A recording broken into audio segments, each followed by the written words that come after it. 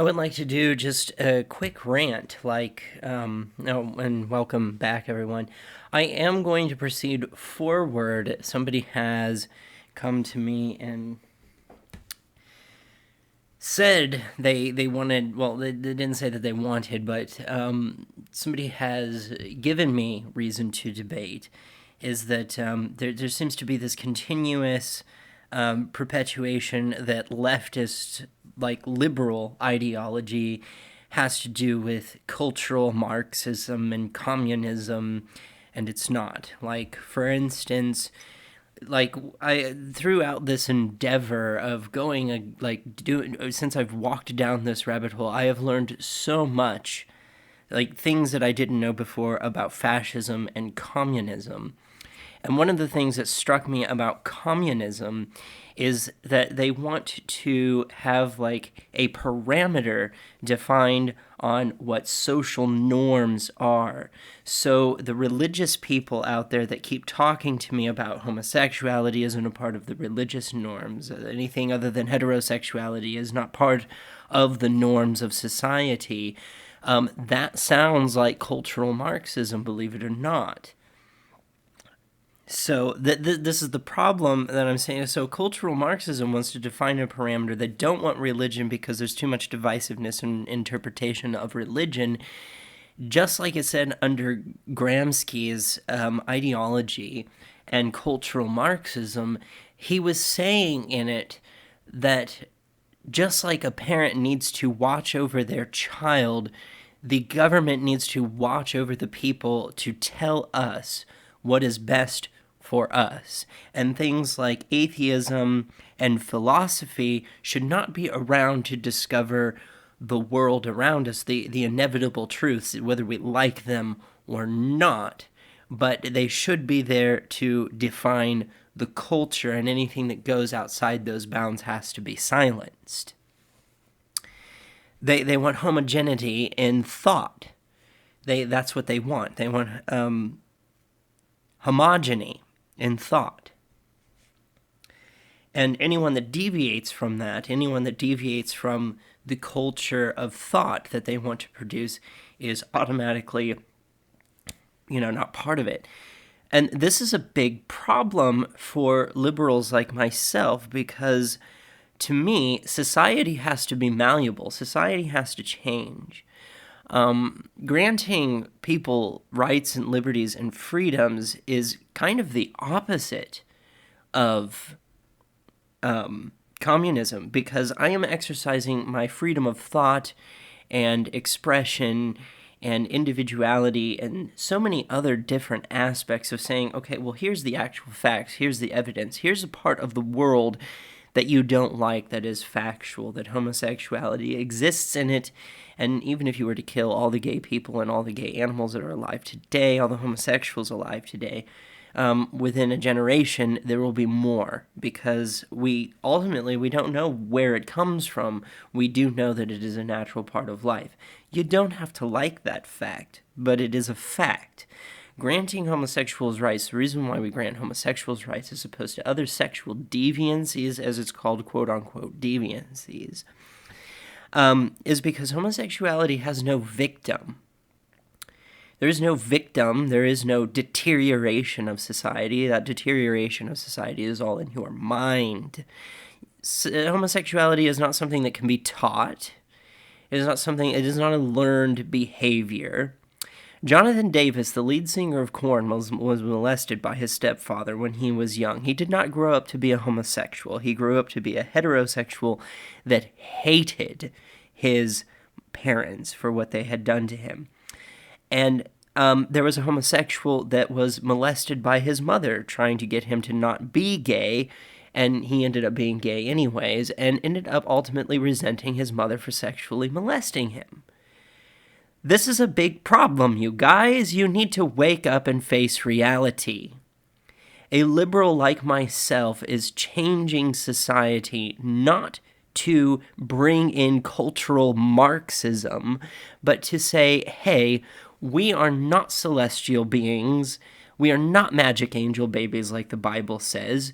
What kind of animal are we? What are we capable of? What are we not capable of?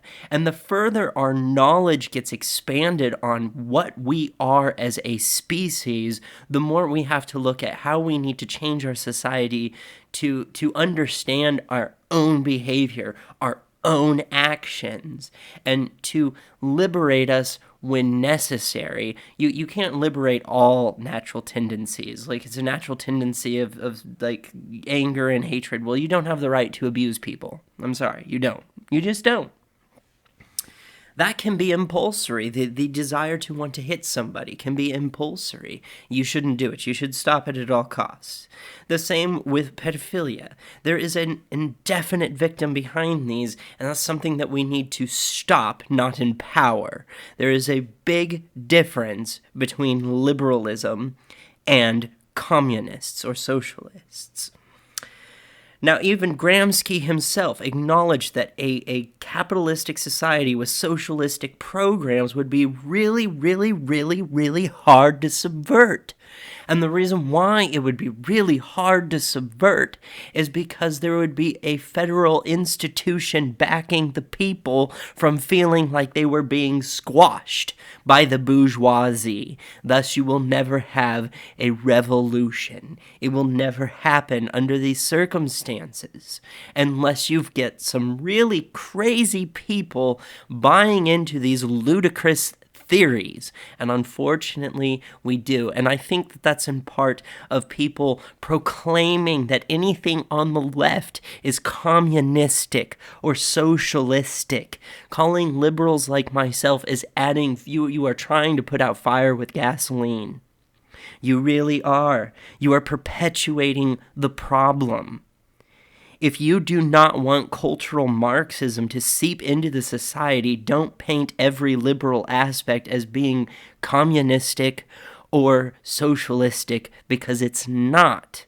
The main idea of communism, Marxism, cultural Marxism is to define the society for the people so they don't fight about it and create some kind of weird utopian society that will never work. You're always going to have opinions and people that deviate beyond the norm and push the envelope and say, well, no, maybe the earth doesn't revolve around the sun. Maybe the sun revolves around the earth. And you need to pay attention to that because they might be right. Evolution might be right if you just stop holding on to your crazy dogmatic principles for only a moment and looked at the evidence. And that is the type of philosophy and atheism that I am into. Atheists like Christopher Hitchens, Richard Dawkins, Sam Harris, myself, even the amazing atheist in Dark Matter, 2525, would be persecuted under communism because we would encourage people to think for themselves and look for the truths of reality, whether they suit our desires or our ideology or confirmation bias or not. Whether they do or not is irrelevant. What is relevant is the truth. At this point, honestly, I think that if something like homosexuality was so much of a deviation to the social norms that it was going to utterly break Western society or giving females equal rights to men. That doesn't mean privilege. That means they have the same opportunities as men. Meaning if they can do it, then let them do it. There's nothing stopping them. If they want to compete with men, they can compete with men. Some of them are capable, not all, but some of them are. Just the same as not all men can do the same things that women can do. Yes, I know we are biologically different. To deny that is denying Darwinian science. This is something that I have brought up before. This is called to deny Darwinian science is called Lysenkoism, and it's something that Marxists and communists have come up with. I am a fan of Darwinian science, and we need, to me, The reason why cultures are changing is because new evidence is becoming clearer and clearer to us. When we look at things of how the human brain functions, we look at neurology, we look at the dopamine levels, the endorphin levels, if they're high, if they're low, the serotonin, and the effects of sleep deprivation that we do for our jobs and stuff. It's not anti-capitalistic. It's saying we need to restructure our society. Maybe if we want to have a 24-hour society, we need to look at norepinephrine reuptake inhibitors and look at people who are awake during the night and look at people who are awake during the day and make a differential between them. I think people who work at night should stay on the night and people who work during the day should stay on the day. And then the variations will overlap between the two in the mornings and in the evenings. This is what will make a 24 society work.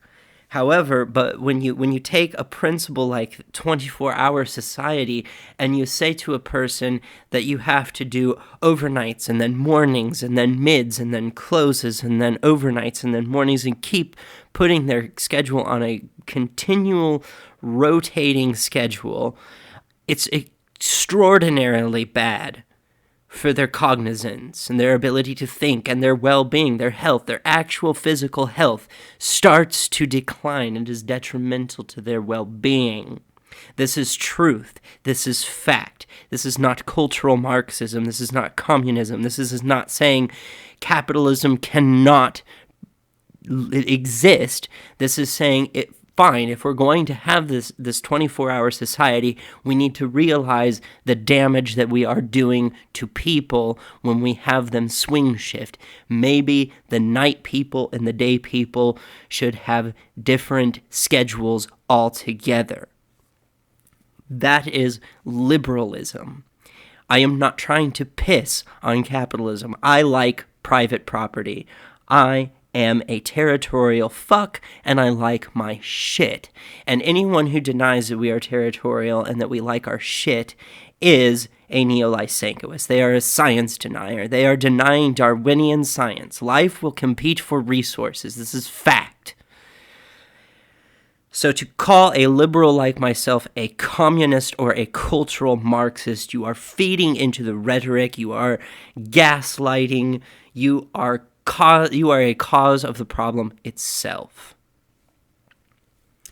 Because the lines get blurred and people don't know anymore. And when you sit there and say, this is how society should be, not the way that you are, that's exactly what the cultural Marxists want. Unfortunately, that's what the fascists want too, because it's been said by Sargon, it's been said by so many philosophers, time and time and time again. Okay, fascism, another name for fascism is National Socialism.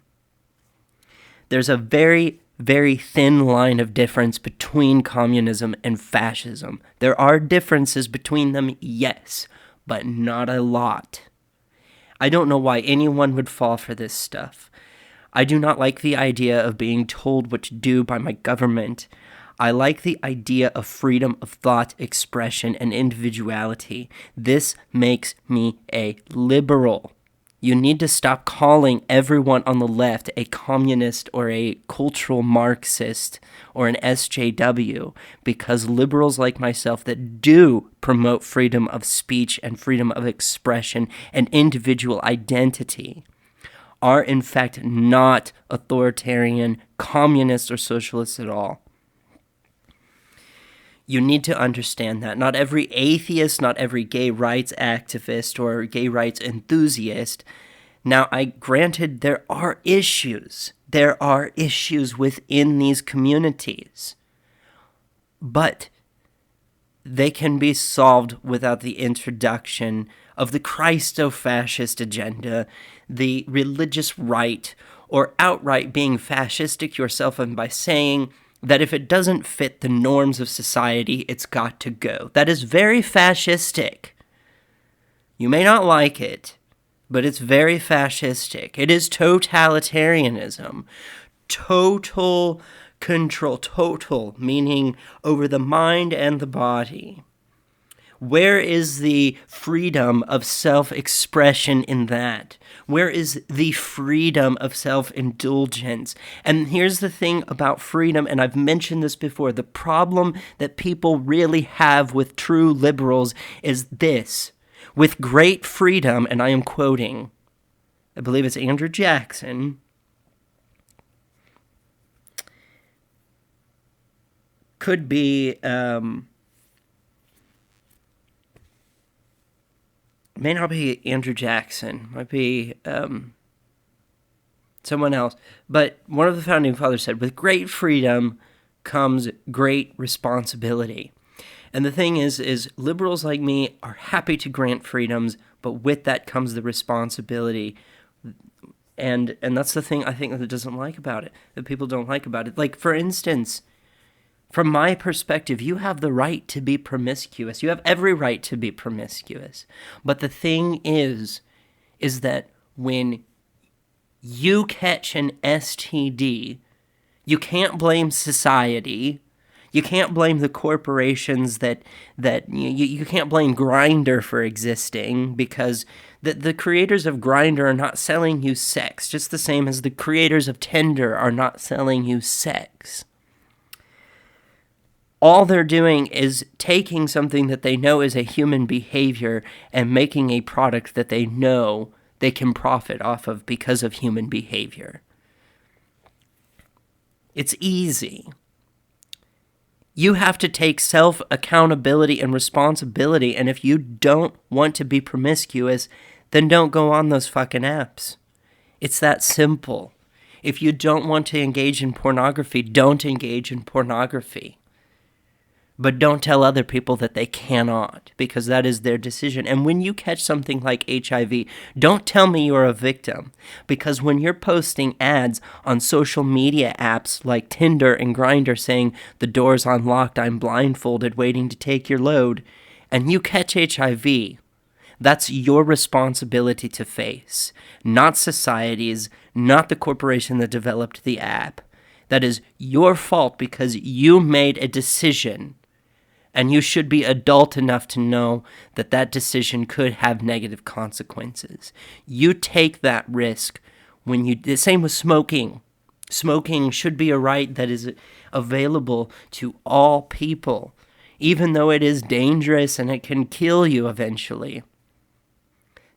You have to take responsibility for your actions and own up and not blame the tobacco company for providing you what you wanted. And not blame society for pressuring you into doing something you say you didn't want to do, but you didn't quit.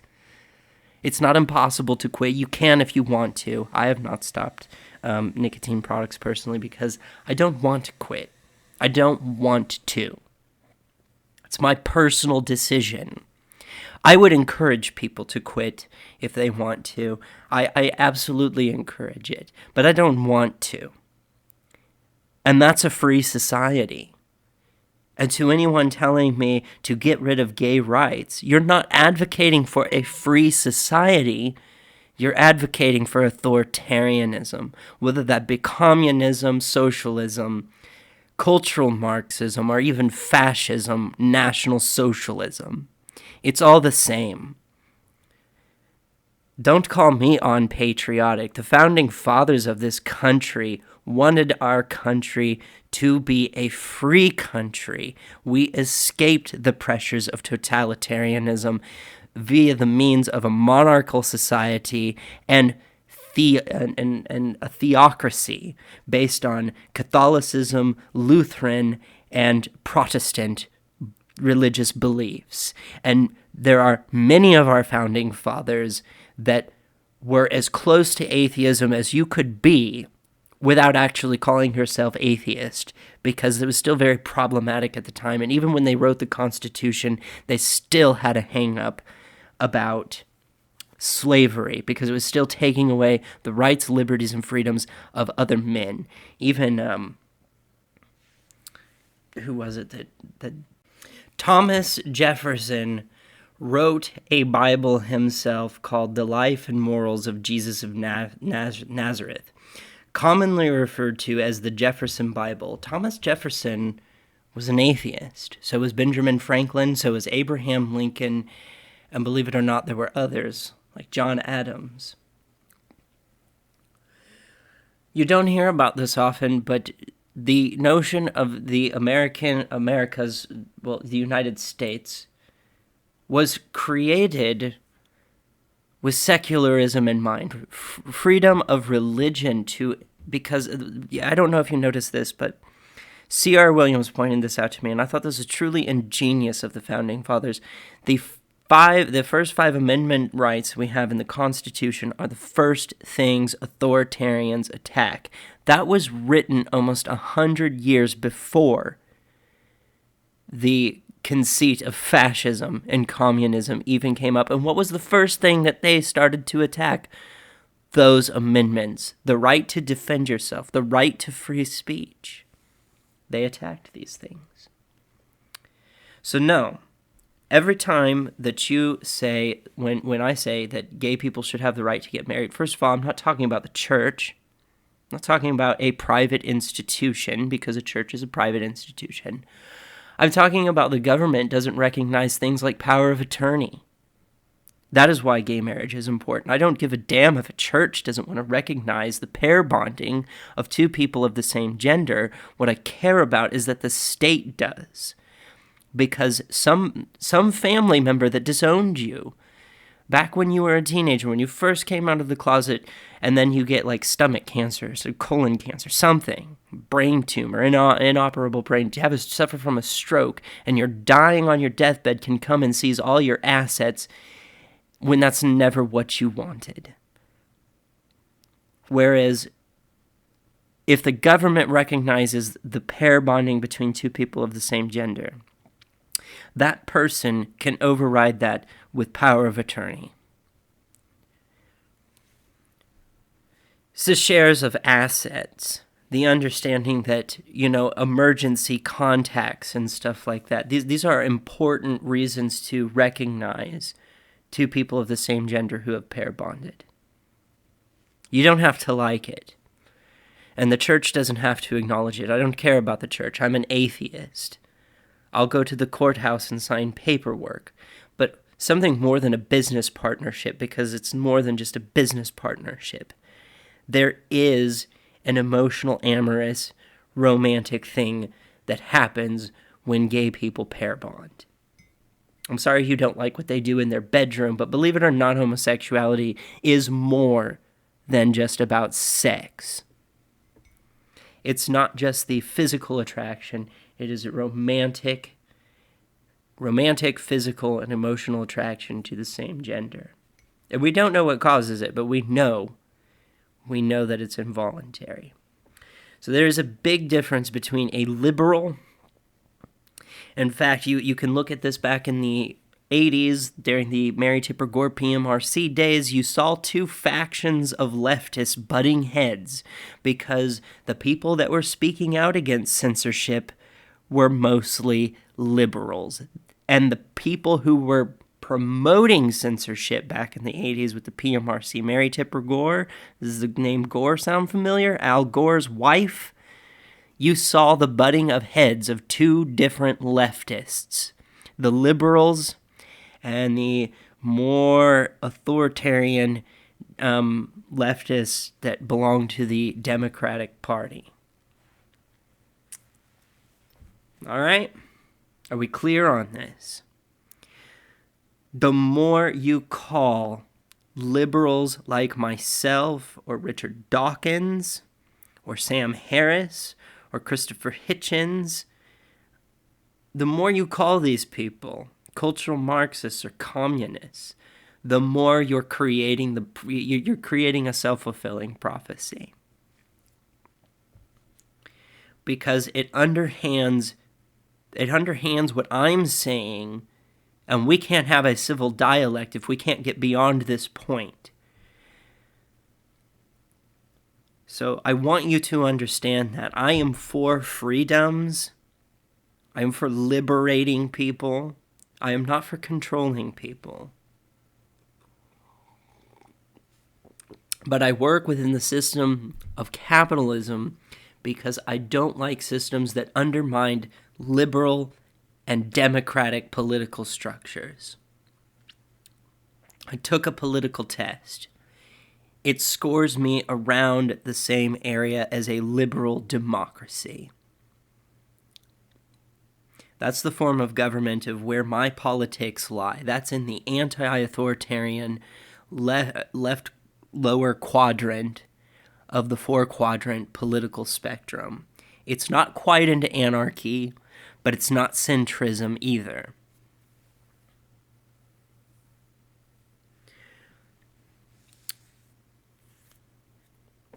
And I still support the idea of heading towards an anti-Darwinian society, and this is what I mean. The more we learn about ourselves, the more we learn about ourselves, the more we start looking at society and go, wait a minute, these things that we're doing are not healthy.